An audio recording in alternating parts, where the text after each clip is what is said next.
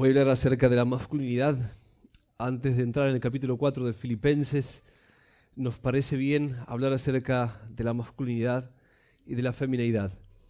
Así que espero hablar tanto como capitán y también como amigo a todos los varones que están en este lugar. Y no se preocupen que a nuestras mujeres las reventamos la semana que viene. Vamos a orar.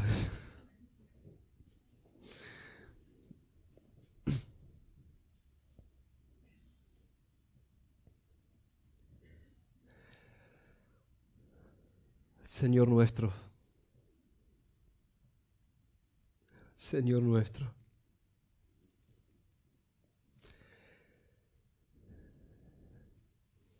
somos tan ignorantes,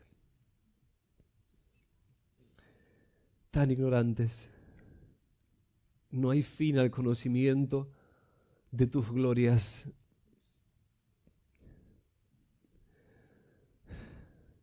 Si pudiéramos, Señor, entender, oh Señor, si pudiéramos entender más tu hermosura, ¿cuánto podríamos comprender lo que el pecado es? Fealdad absoluta. Oh Señor, y si pudiéramos comprender más acerca de cuán horrible es el pecado, podríamos entender más acerca de tu amor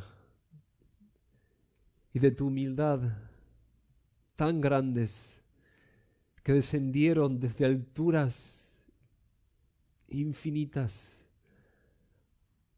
hasta nuestra miseria para elevarnos a tu lado. Oh Señor, gracias. Gracias, gracias. Gracias, Señor.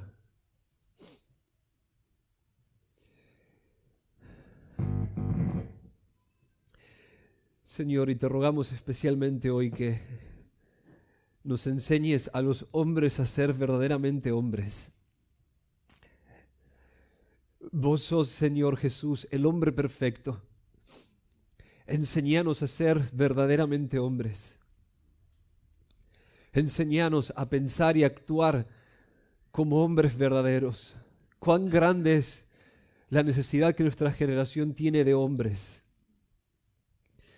Santo Espíritu, dotanos hoy para entender tu palabra y danos como hombres un profundo sentido de responsabilidad. Háblanos a cada uno de nosotros en particular. Pon esto muy personal. Oh Santo Espíritu, hace que podamos sentir cada uno de nosotros, los varones, el peso sobre nuestros hombros de lo que se requiere de nosotros. Y cambianos, hacenos fuertes, hacenos osados, hacenos humildes. Para tu gloria, amén. Antes que nada, hermanos, tenemos que comenzar pensando en que vivimos en una generación en donde los hombres odian a los hombres y las mujeres odian a las mujeres. Los machistas odian a los hombres y las mujeres, las feministas odian a las mujeres. Casi no hay hombres y mujeres realmente en el día de hoy. Casi no hay. Y todo esto es parte del plan de las tinieblas. Estamos en un programa en donde desde hace muchas décadas los hombres que el diablo está usando para dirigir este mundo se han dedicado a deconstruir y destruir el diseño de Dios para el hombre como hombre y para la mujer como mujer. Escuchen esto. En diciembre de 1979, la Asamblea General de las Naciones Unidas aprobó la Convención sobre la eliminación de todas las formas de discriminación contra la mujer. En 1981, ese tratado fue ratificado por 20 países y 10 años después, en 1989, 100 naciones declararon que estaban obligadas a aceptar los términos de dicho tratado. En el artículo 10 de dicho tratado se establece lo siguiente. Escuchen bien. La eliminación de todo concepto estereotipado de los papeles masculino y femenino en todos los niveles y en todas las formas de enseñanza. ¿Escucharon bien? De esto hace 30 años. La eliminación de todo concepto estereotipado de los papeles masculino y femenino en todos los niveles y en todas las formas de enseñanza. Y lamentablemente esto ha tenido tal éxito que en el día de hoy tenemos hombres que de hecho creen que son mujeres. Y tenemos hombres que actúan completamente como mujeres y casi no hay hombres que entiendan qué significa ser un hombre. De hecho, las cosas se han puesto tan malas que en el día de hoy se quiere eliminar el género masculino. Ya no existe tal cosa como ser masculino o ser femenino. Tenemos hombres que de hecho se casan con hombres y mujeres que se casan con mujeres. Así que lo que hoy voy a predicar, mis hermanos varones, es absolutamente contracultural. Es radicalmente contrario a lo que se nos viene enseñando desde hace más de 30 años. Esto será chocante para muchos de nosotros, será chocante poner esto en práctica, pero nosotros como la iglesia del Señor debemos basar toda nuestra manera de pensar y toda nuestra manera de vivir exclusivamente en las Escrituras. Así que despojémonos de la influencia de nuestra cultura hoy, mis hermanos varones, y vivamos como realmente la Biblia dice que nosotros debemos ser como hombres. ¿Qué es un hombre? Voy a darles una definición concisa y voy a pasar el resto de la exposición probando, profundizando y aplicando esta definición a nosotros. Un hombre verdadero es un líder fuerte y valiente que se dedicará a cumplir con todo su corazón la orden que Dios le ha dado de dominar, someter y dirigir la creación en armonía con su voluntad. Nuevamente, un hombre verdaderamente hombre es un líder fuerte y valiente que se dedicará a cumplir con todo su corazón la orden que Dios le ha dado de dominar, dirigir y someter la creación en armonía con su voluntad. Eso es lo que un hombre realmente es. Voy a darles 2 puntos. El primero, el hombre como líder. El segundo punto, la cualidad esencial que hace que un hombre sea un líder. En primer lugar, entonces, el hombre como un líder. Lo primero que debemos comprender es que las Escrituras nos enseñan que el hombre es el líder de la creación y él es el líder de la creación porque él fue autorizado por Dios para hacerlo. Él fue empoderado por Dios para ser el monarca de la creación, el soberano de la creación bajo el cielo. Para probar esto vamos al libro de Génesis. Ahí encontramos el origen de todas las cosas y encontramos el origen del hombre y su diseño. Y lo que encontramos es esto. El hombre fue diseñado, el varón, como un virrey de todo lo que está hecho bajo el cielo. Un virrey, es decir, alguien que reina en representación de el gran monarca del universo, Dios. Alguien que ha sido puesto por Dios en la tierra para gobernarlo todo en representación de Él. Eso es lo que nosotros encontramos. Como lo proclama el Salmo 8, versículos 5 al 8, acerca del hombre: lo has hecho un poco menor que los ángeles y lo coronas de gloria y majestad. Escuchen las palabras: lo coronas de gloria y majestad. Referencias a la semejanza del hombre a Dios y a su autoridad. Tú le haces señorear sobre las obras de tus manos. Todo lo has puesto bajo sus pies. Todo lo has puesto bajo sus pies. Ovejas y bueyes, todos ellos, y también las bestias del campo, las aves de los cielos y los peces del mar, cuanto atraviesa la senda de los mares. Varones, nosotros somos los reyes de la creación, o más exactamente los virreyes de la creación. Eso es lo que somos. Para decirlo en otras palabras, nosotros somos los mayordomos o administradores de la empresa de Dios, que es la creación y todo lo que hay en ella.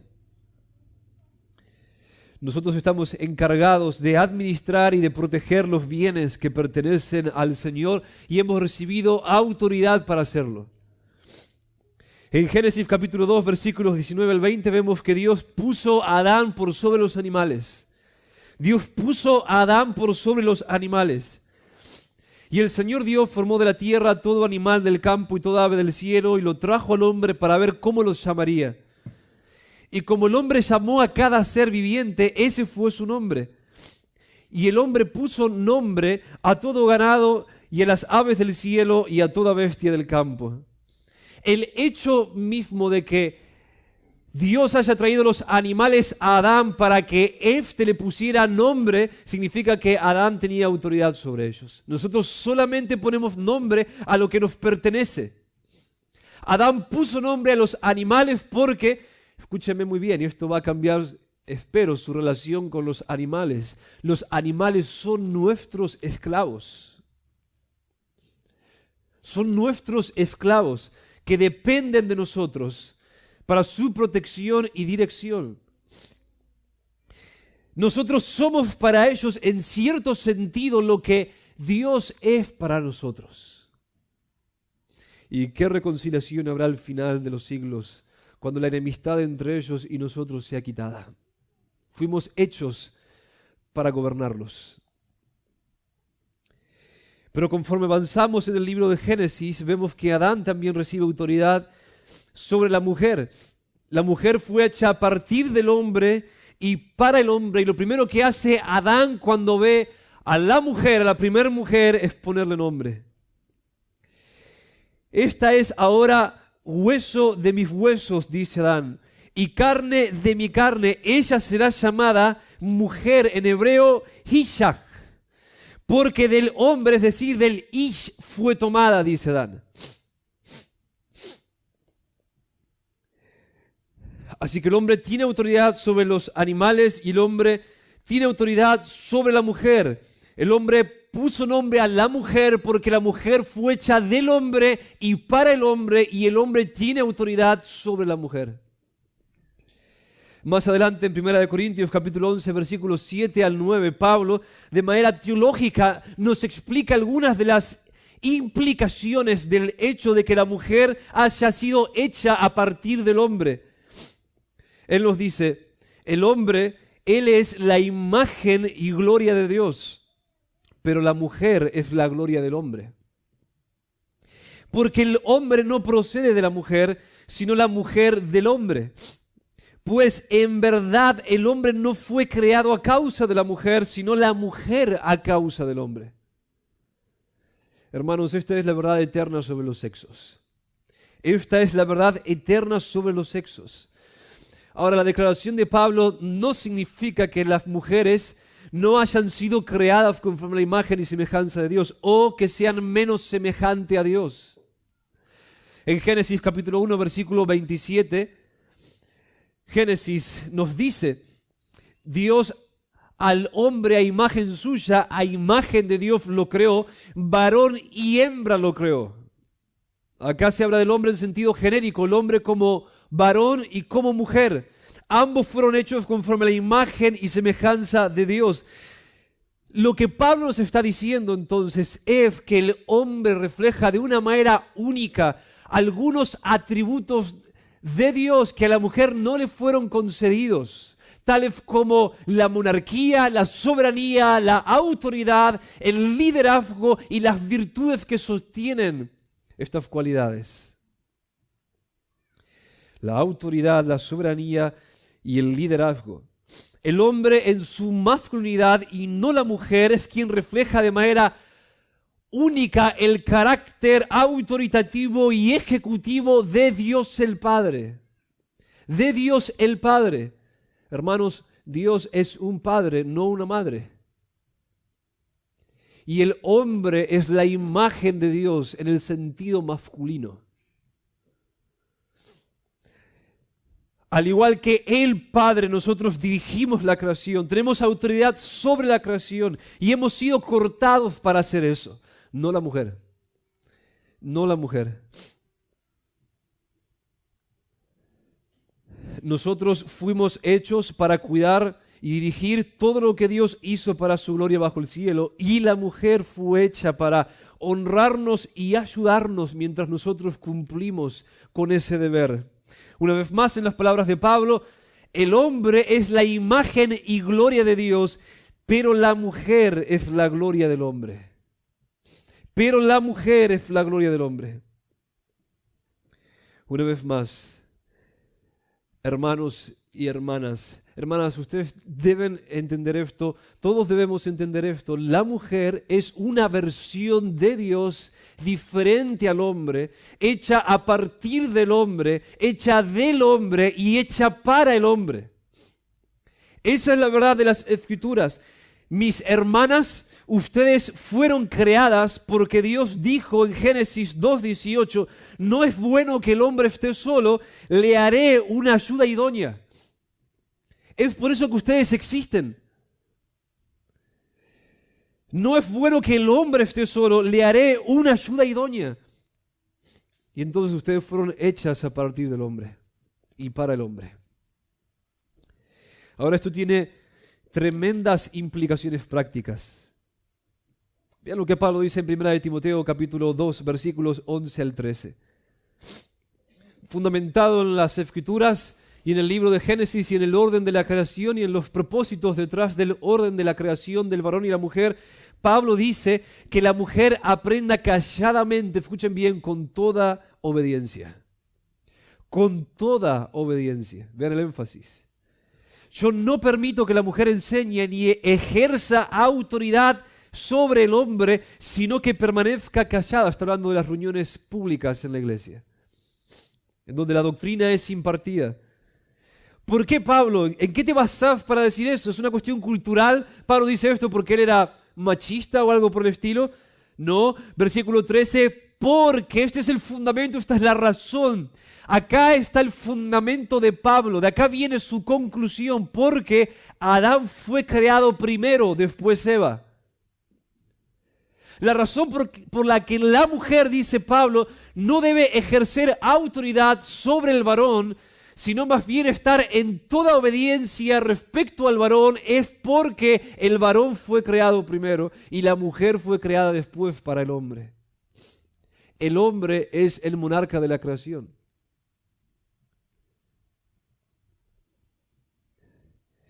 Mis hermanas, a ustedes se les ordena en Efesios 5:24, así como la iglesia está sujeta a Cristo, así también las casadas lo estén a sus maridos, escuchen bien, en todo. En todo. Las casadas lo estén a sus maridos en todo. Esta es la verdad autoritativa y definitiva de las Escrituras.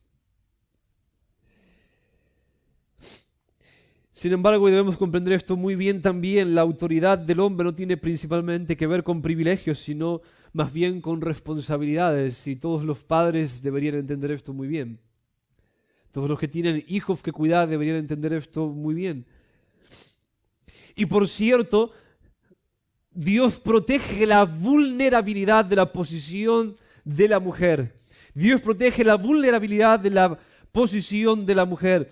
En Colosenses capítulo 3, versículo 19 se nos ordena, mis hermanos varones, maridos, amad a vuestras mujeres y no seáis ásperos con ellas. Y no seáis ásperos con ellas. Esto es santa ley. Se nos pide amar a nuestras mujeres con todo lo que eso implica. Con todo lo que eso implica. Y se nos prohíbe actuar de manera desconsiderada, egoísta o severa con nuestras esposas.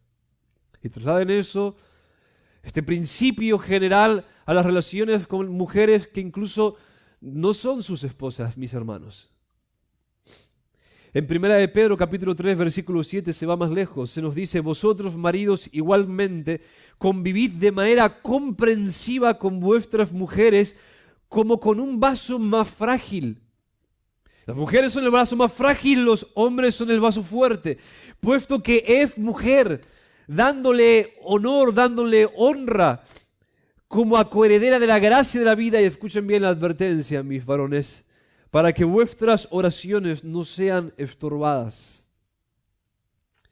Esto es un llamado a estudiar las debilidades de nuestras mujeres y a tratarlas de manera sensible con tales debilidades, de manera coherente con tales debilidades. Vivan con ellas, dice Pedro, de manera comprensiva, dándole honor como el vaso más frágil. Se supone que debemos tratarlas con condescendencia por cuanto ellas son más débiles. Varón, si vos esperás de tu mujer lo mismo que esperás de vos, si la tratás como si ella fuese un hombre, estás pecando.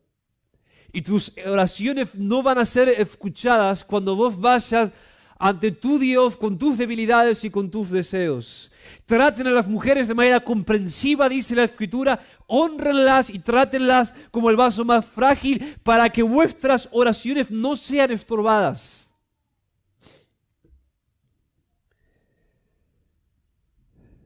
Eso es serio, ¿no? Eso es muy serio. Dios protege a sus mujeres. Y si estás casado con una hija de Dios, ella tiene un padre que te va a disciplinar severamente si la tratás de manera áspera, de manera insensible, de manera autoritaria. Ellas no son nuestras criadas personales, mis hermanos. Ellas son los vasos frágiles que nosotros nos comprometimos bajo juramento ante Dios a cuidar, a proteger y a dirigir con amor todos los días de nuestra vida. Una vez más, los hombres tenemos autoridad, pero esa autoridad tiene que ver principalmente con nuestra responsabilidad de garantizar el bienestar de nuestra creación, el bienestar de nuestra familia y el bienestar en este mundo.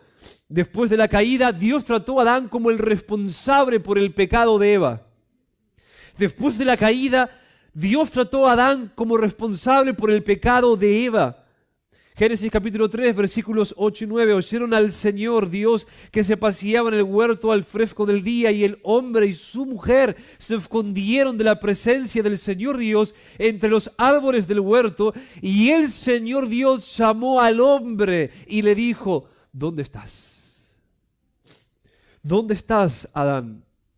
Hermanos, según las Escrituras, el juicio será bastante diverso en el día final. Se juzgarán naciones, se juzgarán iglesias, se juzgarán familias y se juzgarán individuos. Cuando Dios juzgue a nuestra nación, a nuestra iglesia, a nuestra generación y a nuestras familias, varones, nosotros seremos llamados a comparecer ante el tribunal de Dios severamente.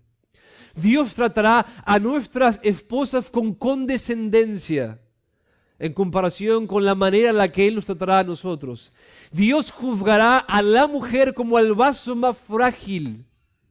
La exigencia para nuestras mujeres será mucho menor que la exigencia que Dios pondrá sobre nuestros hombros, porque a nosotros se nos exige más. Nosotros debemos cuidarlas y debemos dirigirlas. Ser líder significa preocuparnos y trabajar por hacer que las cosas lleguen desde donde están hacia donde deben estar. Eso es lo que significa ser líder.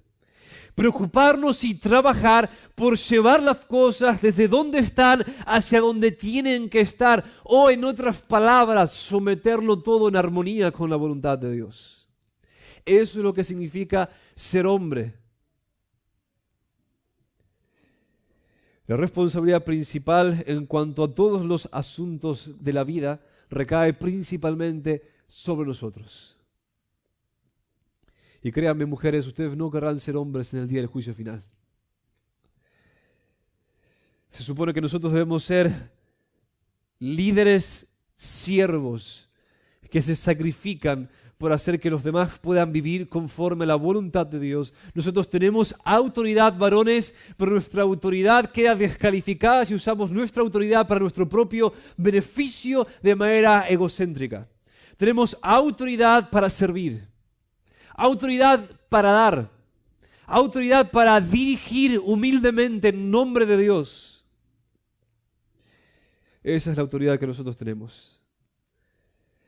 Ahora, quiero señalar rápidamente 3 aspectos en los que nosotros tenemos autoridad para liderar.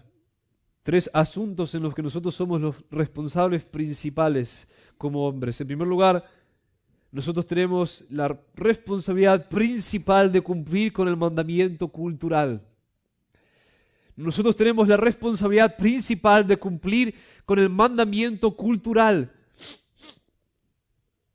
Como ya lo establecimos, nosotros los hombres tenemos autoridad para dirigir la empresa de Dios, que es la tierra y todo lo que hay en ella. Nosotros debemos cumplir con lo que los teólogos han llamado el mandamiento cultural. La mujer tiene la responsabilidad de ayudar al hombre mientras el hombre lidera la obediencia a este mandamiento.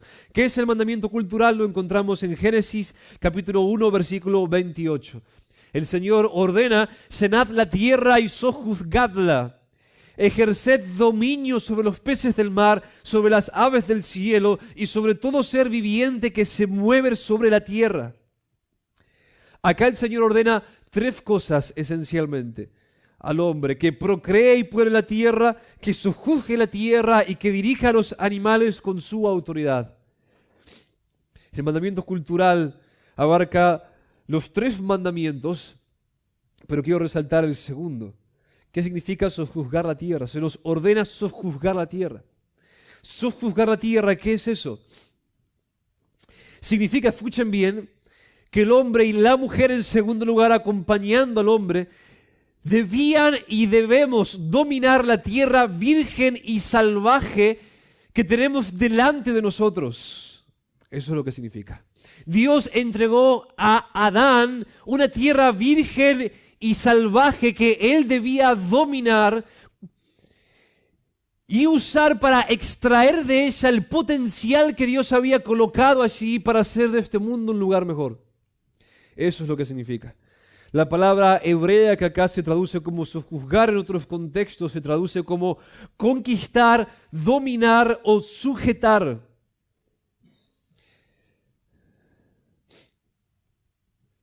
Él nos entregó una tierra con un potencial casi infinito, mis hermanos varones.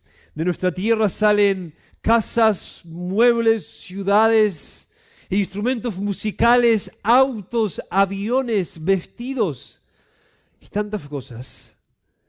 Esta es una tierra llena de potencial y Dios puso a Adán principalmente en el huerto de Edén para que él extraiga el potencial de la creación y convierta el huerto de Edén virgen y salvaje en una civilización.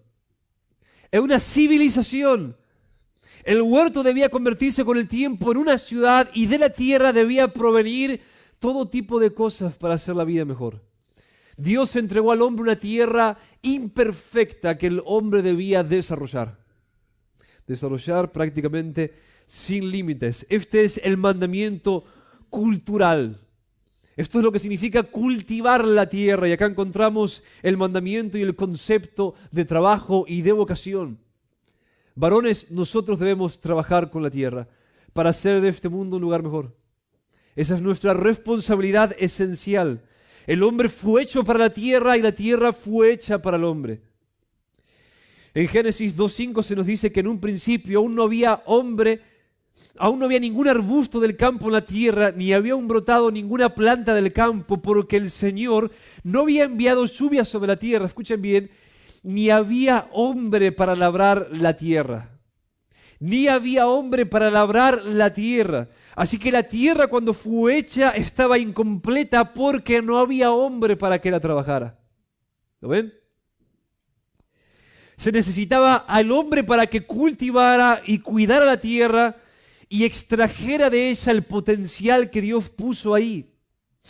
Una vez creado el hombre, Génesis capítulo 2, versículo 15, el Señor Dios tomó al hombre y lo puso en el huerto de Edén para que lo cultivara y lo cuidara. ¿Piensan de ustedes de esta manera, mis hermanos? ¿Se dan cuenta que nosotros tenemos la responsabilidad de extraer el máximo potencial con sacrificio de esta tierra para hacer de este mundo un lugar mejor? Debemos usar la tierra para el beneficio de los demás. Eso es lo que trabajar significa, y hacemos esto imitando a Dios en su cualidad de creador y de siervo. Hacemos esto imitando a Dios en su cualidad de creador y de siervo. Es increíble. ¿Se dan cuenta, hermanos, que cuando nosotros estamos trabajando estamos imitando a Dios? Estamos siendo semejantes a Dios, usando nuestra capacidad creativa que Él nos comunicó para hacer cosas que no existían antes, tomando los elementos de la creación, uniéndolos y desarrollándolos de cierta manera para crear algo nuevo para el beneficio de los demás. Una gran parte de nuestro deleite, mis varones, se encuentra en justamente esto: tomar los elementos de la tierra, hacer un beneficio, hacer algo mejor, hacer algo necesario o bueno para los demás y mirar lo que hemos hecho y decir es bueno en gran manera, imitando a nuestro Señor. Por eso un hombre improductivo, un hombre negligente, un hombre no desarrollado laboralmente, un hombre que no aporta nada significativo a la sociedad, se sentirá vacío. Porque fuimos hechos para ser productivos, varones. Fuimos hechos para que nuestra existencia cuente para los demás. Fuimos hechos para eso. Dios estableció incluso desde el principio que nosotros, los varones, nos ganemos el pan de cada día con el sudor de nuestra frente. Génesis capítulo 1, versículo 29. Aquí yo os he dado toda planta que da semilla que hay en la superficie de toda la tierra, y todo árbol que tiene fruto que da semilla, esto os servirá de alimento. Las plantas estaban ahí a disposición de Adán, pero él debía trabajar. Él debía cosechar y él debía posteriormente sembrar y seguir el ciclo. El hombre debía trabajar. Por supuesto, antes de la maldición no había pesar en el trabajo, había sudor pero no pesar. Después de la caída hay sudor y hay pesar.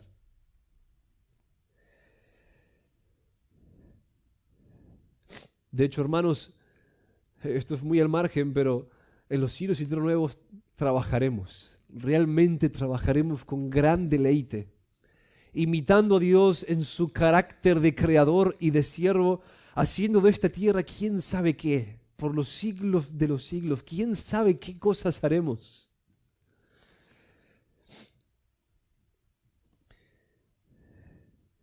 Ahora bien, hermanos, esto es el mandamiento cultural y es nuestra responsabilidad principal como varones ejecutarlo. Por lo tanto, un hombre verdaderamente hombre ha de ser un hombre laborioso, industrioso, diligente, excelente y responsable en su trabajo.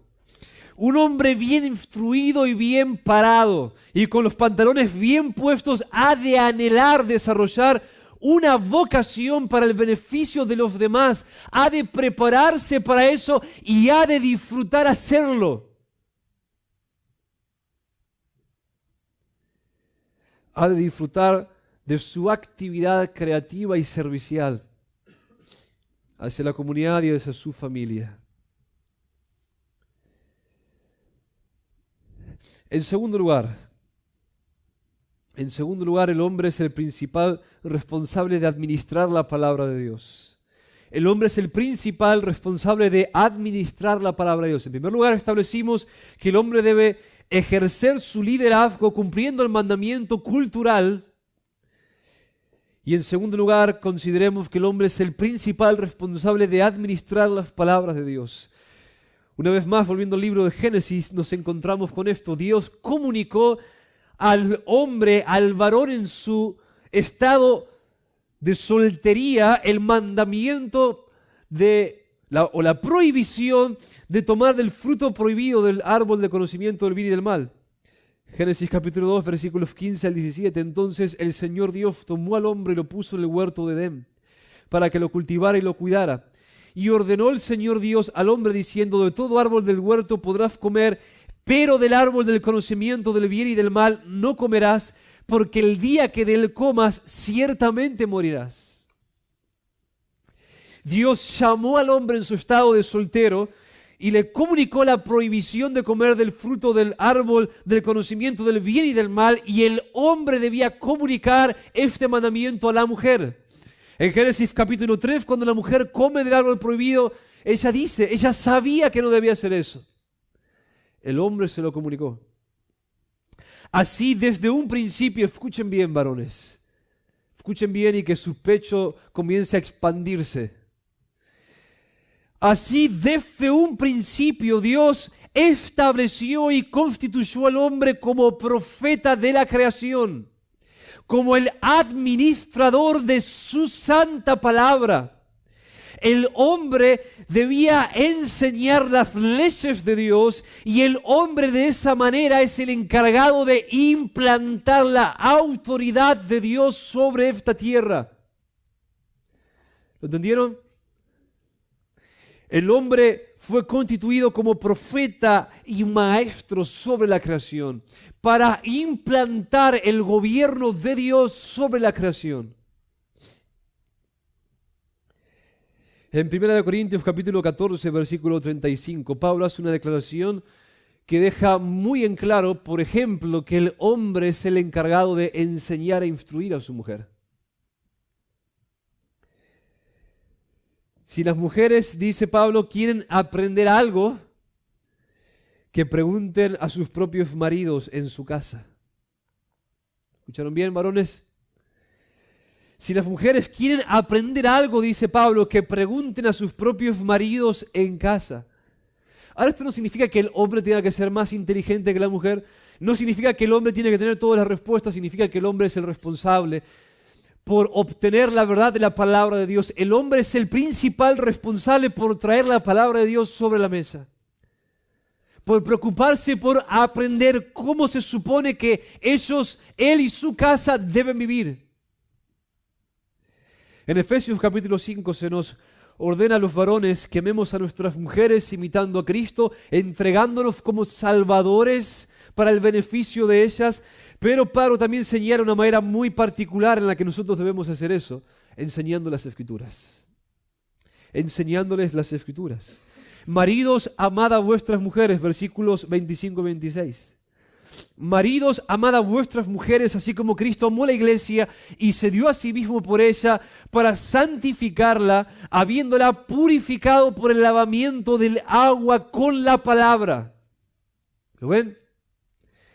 Hermanos, es un honor y es una responsabilidad tan grande que se nos ha dado. Nosotros debemos imitar a nuestro Señor Jesucristo, entregándonos como salvadores para hacer la vida de nuestras mujeres mejor, para santificarlas, dice el texto, para apartarlas del pecado, para librarlas del engaño del pecado y para hacerlas más devotas a nuestro Señor Jesucristo, para hacerlas más amantes de nuestro Dios, más obedientes, y para eso debemos darles la palabra de Dios.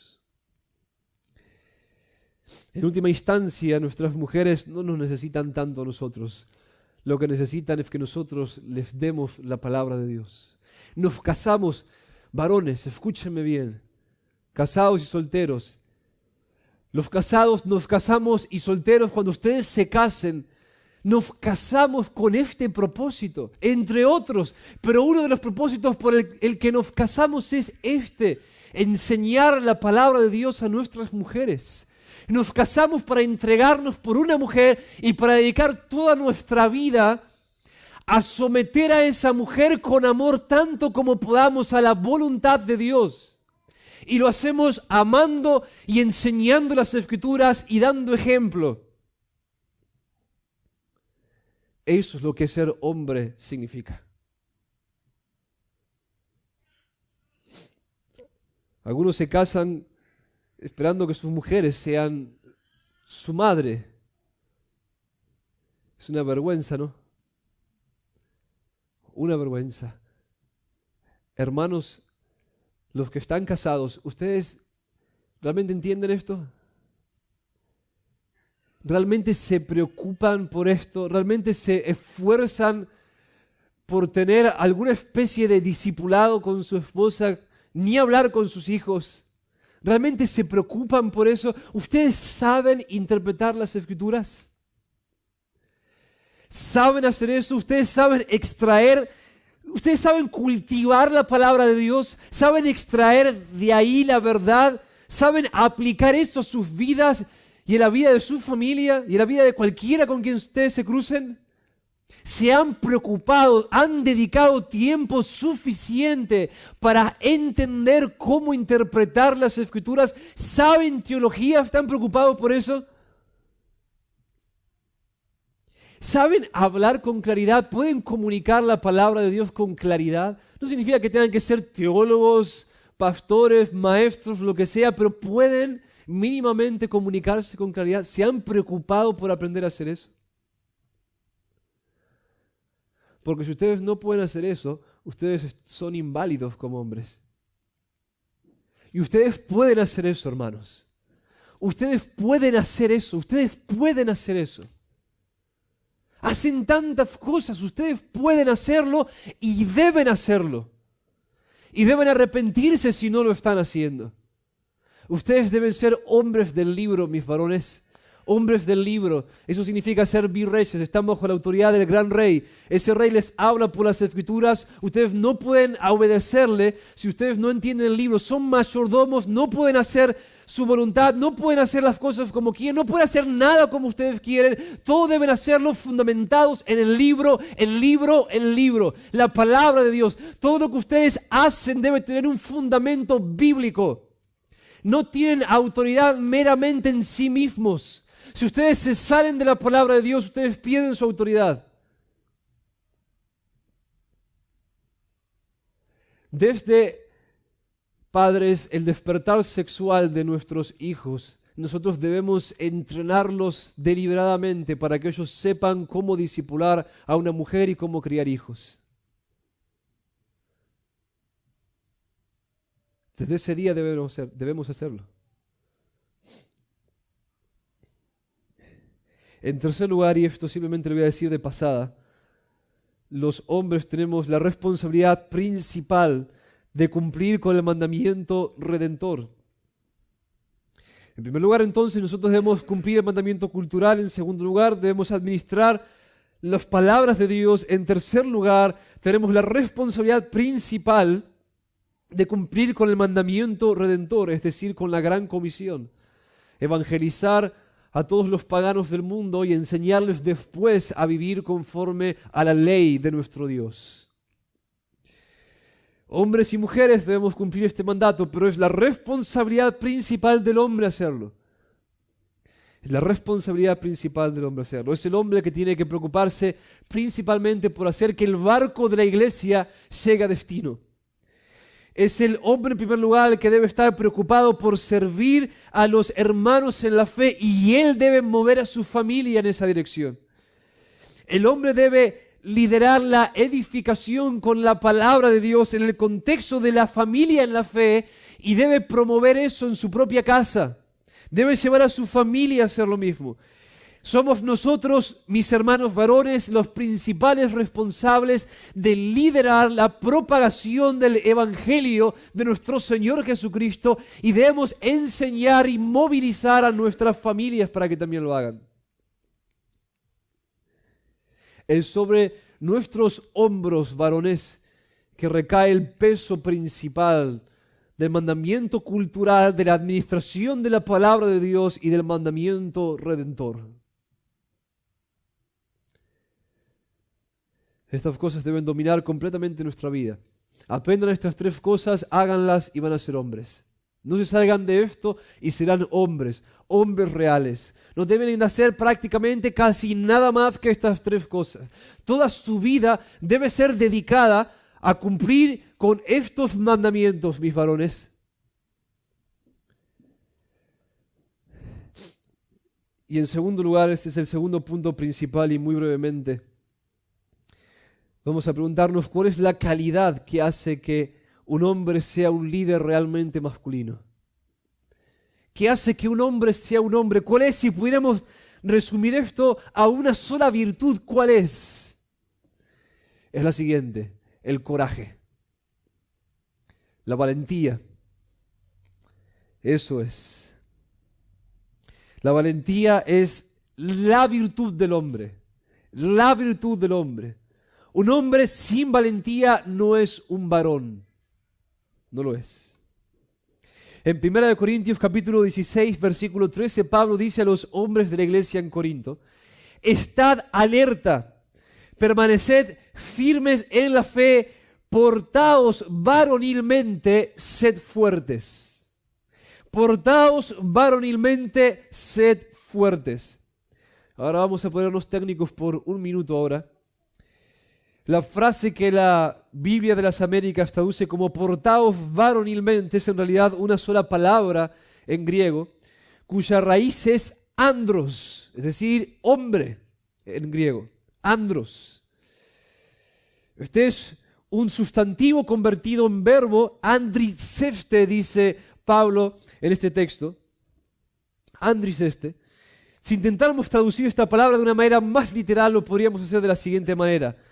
Virilícense, varónense, masculínense. Eso es lo que Pablo está diciendo. En otras palabras, Pablo está ordenando a los hombres de la iglesia en Corinto que sean verdaderamente hombres.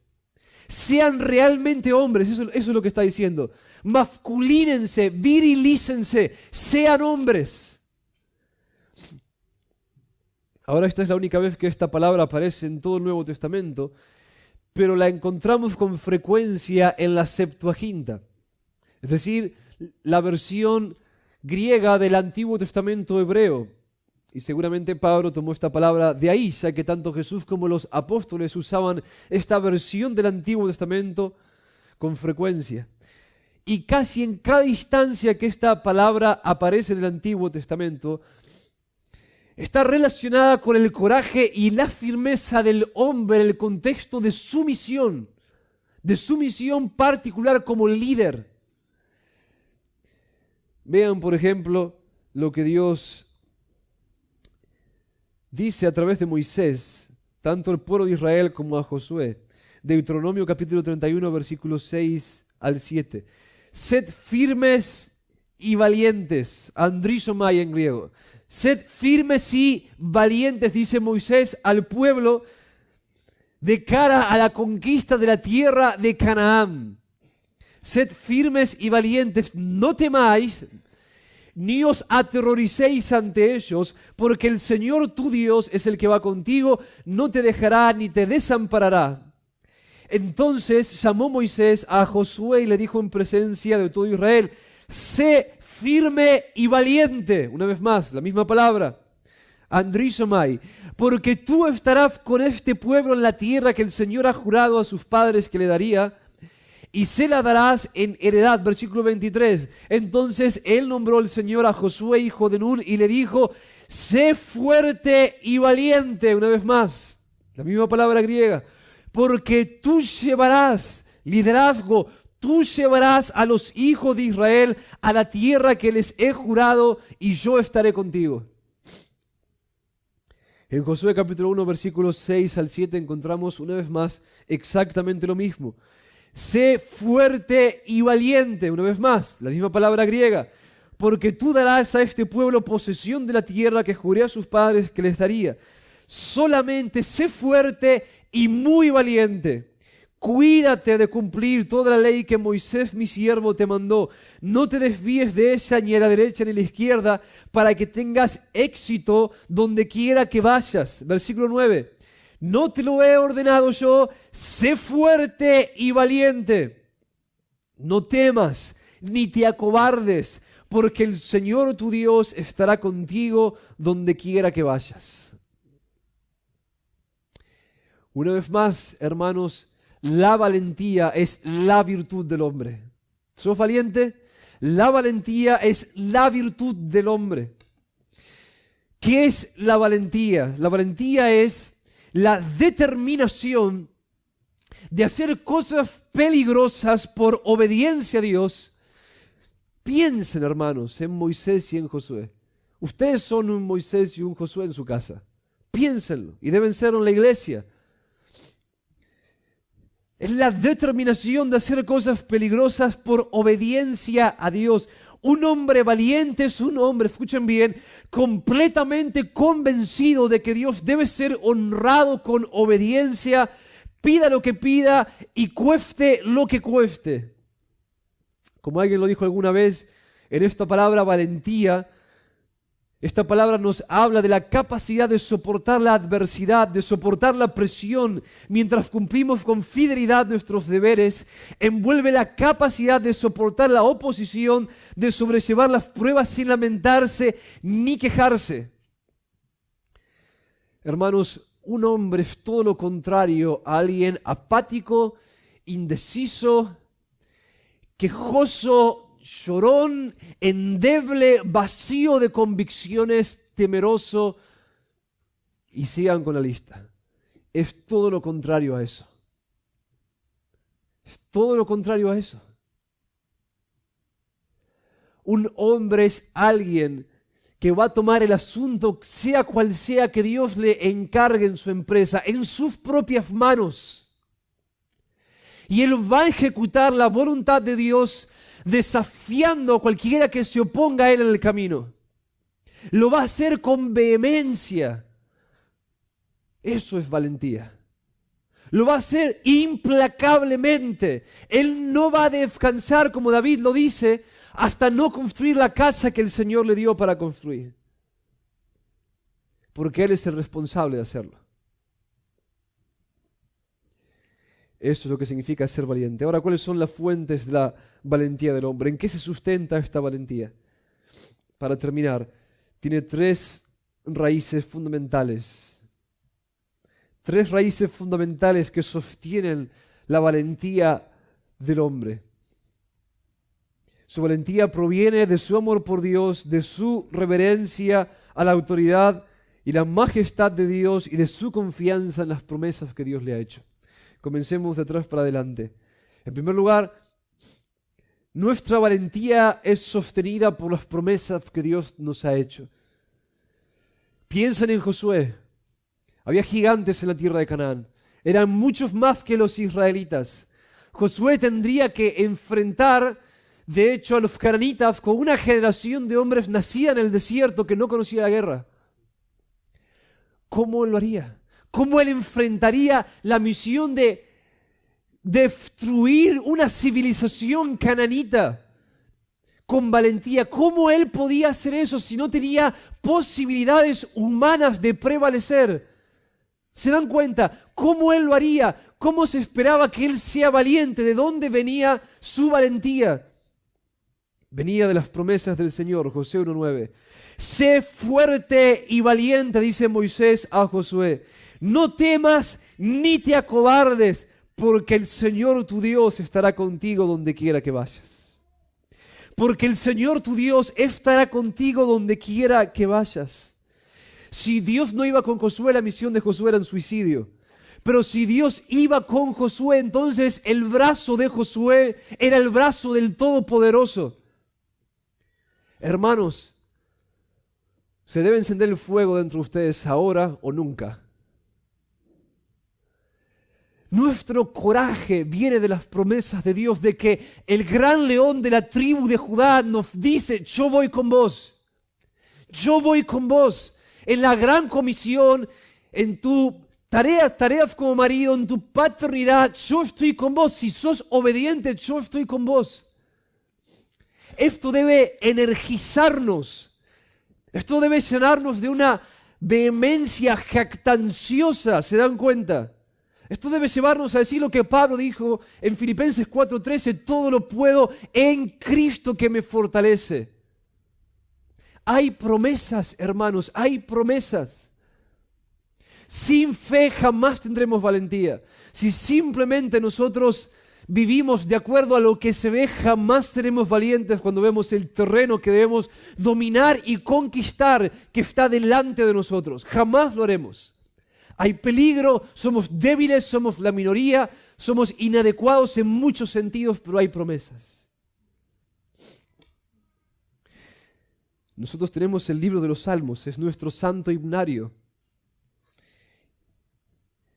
Y en este himnario tenemos salmos llenos de declaraciones de valentía basadas en las promesas de Dios. Como por ejemplo Salmo capítulo 118, versículo 6. El Señor está a mi favor, no temeré. ¿Qué puede hacerme el hombre? ¿Qué puede hacerme el hombre? El Señor está a mi favor, no temeré. En el Salmo 27, versículo 1, el Señor es mi luz y mi salvación, canta el salmista. ¿A quién temeré? El Señor es la fortaleza de mi vida. ¿De quién tendré temor? Varones, consideren la declaración de 2 de Crónicas, capítulo 16, versículo 9.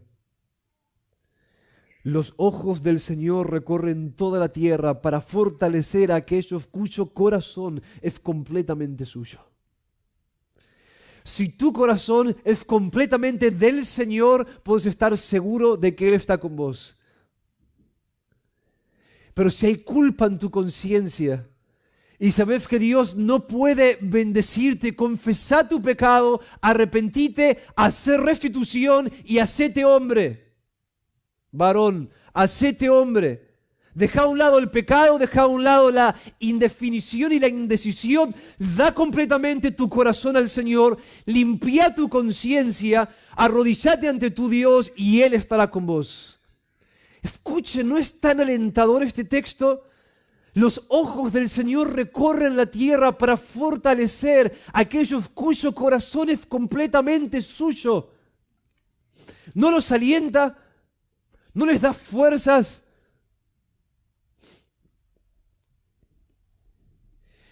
La segunda fuente de motivación es el conocimiento de la justicia de Dios. Saber que estamos luchando por una causa justa debe llenarnos de fortaleza, debe energizarnos. ¿Cómo piensa en Josué habría de destruir pueblos enteros? Con valentía. ¿De dónde él sacaba la motivación para hacer ese trabajo? ¿De dónde la sacaba? Del conocimiento de la justicia de Dios. Esos perversos paganos merecían la muerte. Esos perversos paganos que adoraban dioses y sacrificaban sus hijos a sus dioses merecían la muerte, y Josué fue encargado de ejecutar la venganza de Dios.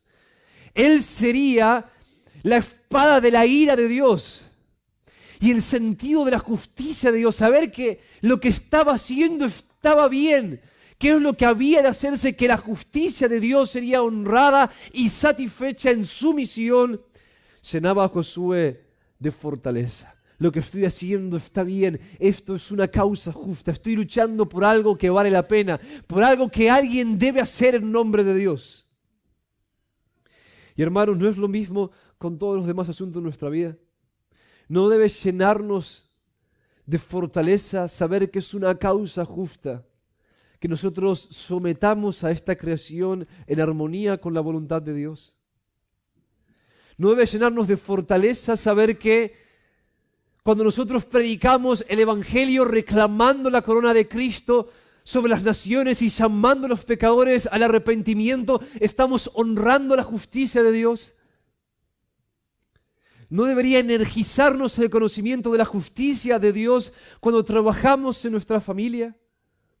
Por hacer que el Señor sea honrado y sea obedecido. Saber que estamos trabajando para una causa justa debe llenarnos de fortaleza, debe darnos gran motivación. Pero para eso, por supuesto, debemos ser hombres justos y celosos. Y en tercer y último lugar, lo que hace que un hombre sea realmente un líder valiente es su amor por Dios el Padre. Su amor por Dios el Padre. Pongamos para terminar nuestros ojos en el varón perfecto, el Señor Jesucristo.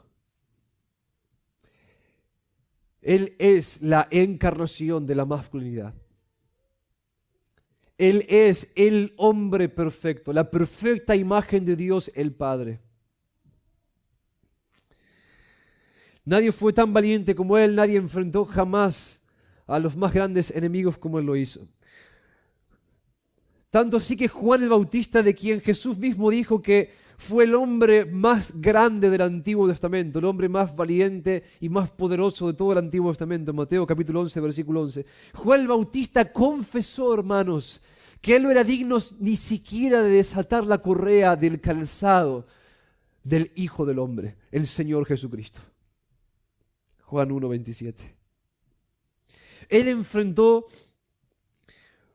con la resolución, con la vehemencia y la determinación más grandes el odio y el desprecio de sus enemigos mientras ejecutaba la voluntad de Dios. Él enfrentó a las huestes mismas del infierno, Él enfrentó a Lucifer, Él enfrentó al pecado, Él enfrentó a la muerte, Él enfrentó el pecado, Él enfrentó al mundo con el rostro más firme y con el corazón más determinado.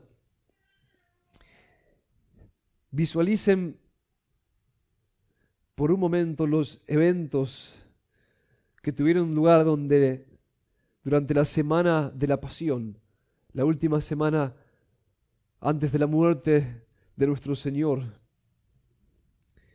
Y véanlo, mírenlo en su entrada triunfal a Jerusalén. Mírenlo limpiando el templo con gran celo, armando un azote de cuerdas, tirando las mesas y expulsando a aquellos que habían convertido la casa de su padre en un comercio. Mírenlo en sus constantes enfrentamientos con los líderes religiosos de Israel. Véanlo taparles la boca. Véanlo declarando juicio sobre los pecadores no arrepentidos. Véanlo enseñando la palabra de Dios en el templo, ofreciendo gracia y misericordia a los sedientos y descanso a los cansados. Véanlo intercediendo con todas sus fuerzas en Getsemaní, luchando por someterse a sí mismo en armonía con la voluntad de Dios hasta la sangre. Véanlo luchar y prevalecer agonizando en Getsemaní, diciendo: Padre, no se haga mi voluntad sino la tuya. No lo que yo quiero, sino lo que vos querés. Véanlo enfrentar con misericordia y firmeza la traición de Judas. Véanlo recibir las bofetadas y los insultos con gran dominio propio y firmeza en su arresto. Véanlo comparecer con entereza, sin doblarse en nada ante el juicio en el Sanedrín. Véanlo en su aparición ante Pilato y Herodes, tapándoles la boca con una sola palabra. Véanlo enfrentar la burla y la tortura de los soldados. Véanlo en medio de la blasfemia y de los golpes. Véanlo parado de pie, entero, firme. Véanlo en su gran masculinidad, mirando a las multitudes que clamaban: crucifícale, crucifícale.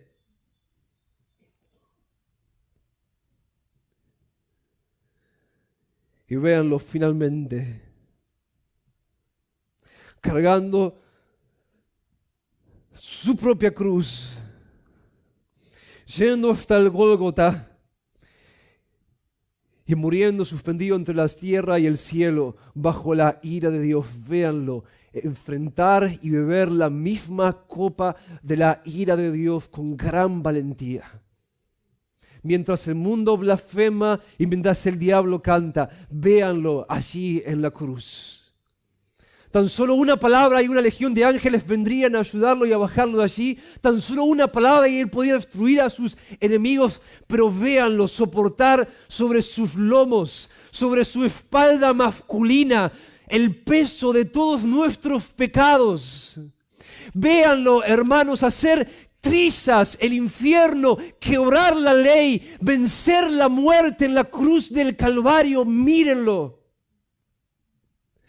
haciendo eso por amor al Padre y por amor a aquellos que en Juan capítulo 13 versículo 1 se nos dice: amó hasta el fin.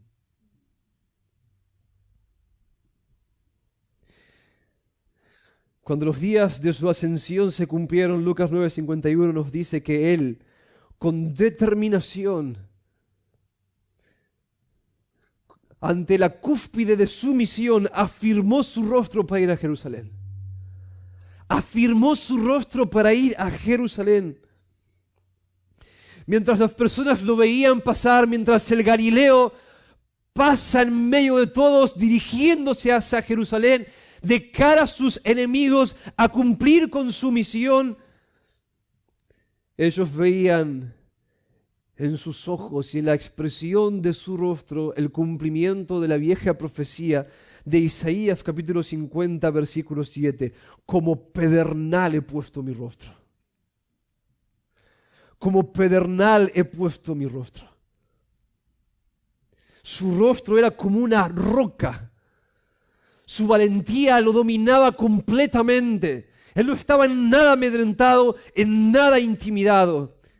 Él fue valientemente a enfrentar su muerte sustitutiva en nuestro lugar. ¿Cómo él pudo actuar así? ¿Cómo lo hizo? ¿De dónde vino su motivación? ¿De dónde vino esta fiera masculinidad? Esta terrible masculinidad. Esta valentía que hace temblar a los gigantes. En Juan capítulo 14, versículo 31, él dice: para que el mundo sepa que yo amo al Padre. Y como el Padre me mandó, así hago. Oh, este es el momento en el que ustedes deben convertirse en hombres. Como el Padre me mandó, así hago. Interpreten, hermanos, a la luz de la devoción y la confianza de nuestro Señor Jesús en el Padre, el valor y la dignidad infinitas de Dios el Padre. Interpreten el valor, la confiabilidad, la dignidad de Dios el Padre, lo que Él merece, a la luz del profundo respeto y de la incondicional y devota obediencia de Dios el Hijo hacia su Padre. Cuán digno es el Padre, cuán digno es el Padre. Él merece que hagamos cualquier cosa que Él nos manda. Jesús no podía ni siquiera concebir la idea de que el Padre no sea honrado. Él no podía ni siquiera pensar en la posibilidad de que el Padre no sea honrado, de que el Padre sea desobedecido en algo. Jesús llegó al punto de decir, Juan capítulo 4, versículo 34, y este es tu test, varón: mi comida es hacer la voluntad del que me envió y llevar a cabo su obra. Mi comida es hacer la voluntad del que me envió y llevar a cabo su obra. Eso es su nombre. Eso es su nombre. Bien, hermanos, los que sean hombres, sean lo más, y los que hoy sean hallados en falta ante la luz, por favor, no lloren como niños, no se quejen, arrepiéntanse de su cobardía, arrepiéntanse de su maldad, arrepiéntanse de su egoísmo, arrepiéntanse de su incredulidad y háganse hombres. Háganse hombres, por amor a Dios, por respeto a Dios, confiando en sus promesas. Háganse hombres y asuman el liderazgo de la creación. Háganlo. Confiesen sus pecados ante Dios y hagan firmes resoluciones para obedecerlo.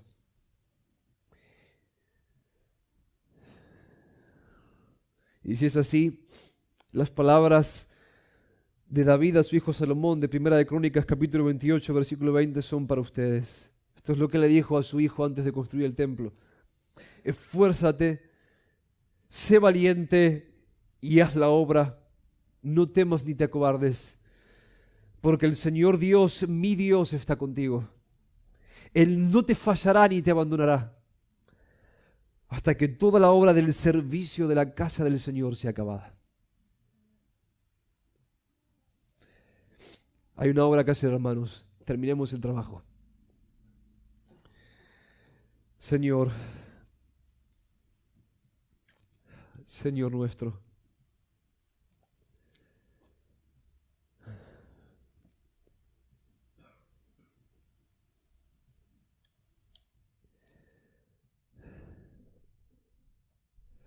Oh Señor nuestro, enséñanos hoy a los varones a seguirte como hombres, a imitarte, oh digno de nuestra adoración. Enséñanos, Señor, a conducir los asuntos que pusiste en nuestras manos para tu gloria. Da a las mujeres de esta iglesia la inteligencia y el carácter necesario para que puedan ayudarnos en nuestras tareas. Que seamos, Señor, nosotros una comunidad en la que los hombres son hombres y las mujeres son mujeres. Que te honremos, Señor, que te honremos, que te glorifiquemos. Oh, Señor, que hagamos lo que hay que hacer. Que hagamos lo que hay que hacer. No meramente existimos, Señor, existimos para trabajar para vos. Que así sea. Amén.